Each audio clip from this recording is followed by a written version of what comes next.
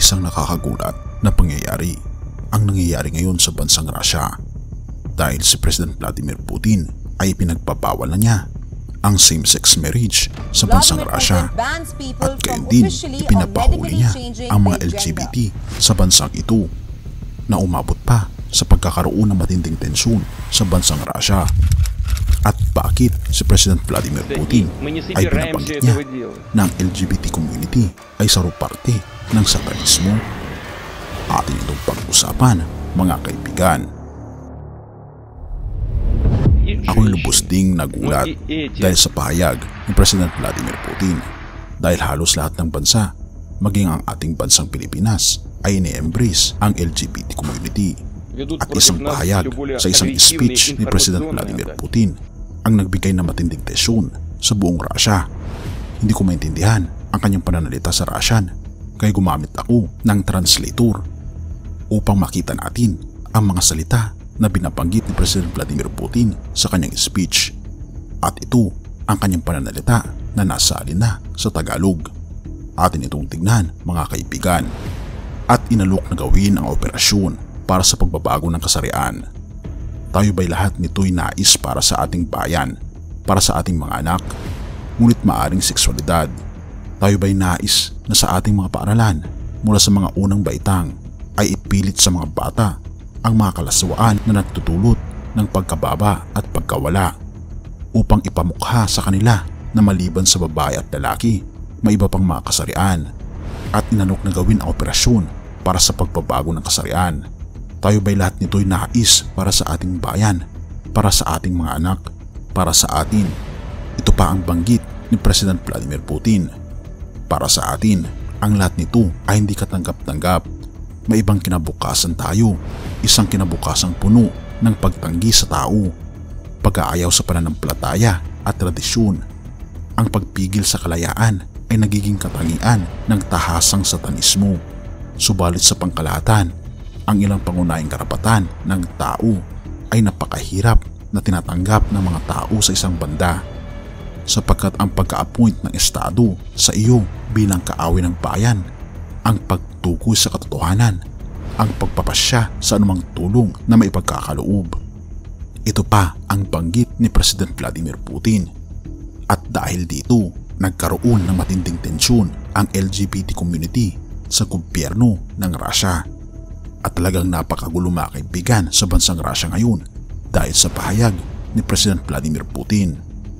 At pinirmahan na ni President Vladimir Putin ang panukalang batas laban sa LGBT community na hindi na maaring ikasal ang lalaki sa lalaki, ang babae sa babae, at gayon din ipinagbabawal na tahasang ipinapahayag ang kabadingan sa bansang Russia. At umalma ang napakaraming kaanib ng LGBT community dahil sa panukalang batas na ito. At ika pa sa isang interview ng isang parte ng LGBT community ay natatakot daw siya na siya ay bumalik pa sa pagiging babae, at isa raw itong panganib sa estado, sapagkat paano raw kung ang isang bata ay hindi tanggap ng lipunan at ng kanyang pamilya na siya ay parte ng LGBT community, ay may posibilidad daw na siya ay magre-rebelde. Ngunit para sa akin, mga kaibigan, anuman ang sinasabi ng banal na kasulatan ay dapat natin itong sundin. At sinasabi sa banal na kasulatan na hindi ka nais-nais sa harapan ng ating Panginoong Diyos ang gawain ng kabadingan. Minamahal ng ating Panginoon ang mga tao, maging ang LGBT community. Ngunit kasuklam-suklam sa ating Panginoong Diyos ang gawain ng kasalanan, hindi lang sa LGBT community kundi sa lahat ng mga tao. Kaya naman ang Panginoon, He loves the sinner but He hates the sin. Kaya naman pinabanggit sa unang Korinto 6 verse 9 to 10, hindi ba ninyo alam na ang mga makasalanan ay walang bahagi sa kaharian ng Diyos? Huwag ninyong dayain ang inyong sarili, ang mga nakikiapid, sumasamba sa Diyos-Diyosan, nangangalunya, nakikipagtalik sa kapwa lalaki o kapwa babae, nagnanakaw, sakim, naglalasing, nanalait ng kapwa o nandaraya ay walang bahagi sa kaharian ng Diyos. Tunay nga, mga kaibigan, na binabanggit sa banal na kasulatan na hindi ka nais-nais sa ating Panginoong Diyos ang kasalanan, at tanging ang ating Panginoong Hesus lamang ang makapagliligtas sa atin, at siya ang daan patungo sa pagtatanggal ng ating mga kasalanan, sapagkat tayo ay makakalapit sa ating Panginoong Diyos kung tayo ay magpapasakop sa ating Panginoong Hesus, dahil siya ang daan upang tayo ay malinisan sa ating mga pagkakasala. Wala lang tayong ibang gagawin kundi isurrender natin ang ating makasalanang pagkatao sa ating Panginoong Hesus at tayo ay babaguhin niya. Wala tayong ibang gagawin kundi sumampalataya sa Kanya at tayo may lakas na matatalikuran ang ating mga kasalanan. Purihin ang ating Panginoong Diyos at salamat mga kaibigan sa iyong panonood. Tayo'y manalangin.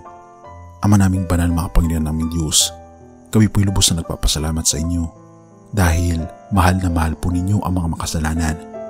Ngunit hindi po namin matatanggi, Panginoon, na napakahirap na hindi magkasala. Ngunit tulungan kami, Panginoon, na ipabatid sa amin na pag kami ay nasa aming Panginoon Jesucristo ay mapapalayo po kami sa kasalanan. At bagaman kami po ay nagkasala, ay punong-puno, Panginoon, ng kapatawaran at grasya ang langit upang kami, Panginoon, ay mapatawad at malinisan sa aming pagkakasala. Purihin ka, o aming Panginoong Diyos, at inilalapit po namin ang aming buong sarili sa inyo. Pakalinisin kami, Panginoon, sa pamagitan ng aming Panginoong Jesucristo na siya'y nabayubay sa krus upang sa ganon kami ay maging karapat-dapat sa inyo. Patawarin po kami, Panginoon, sa lahat ng aming pagkukulang at pagkakasala, pagkat ito ay aming samot hiling sa matamis na pangalan ng aming Panginoong Hesus. Amen.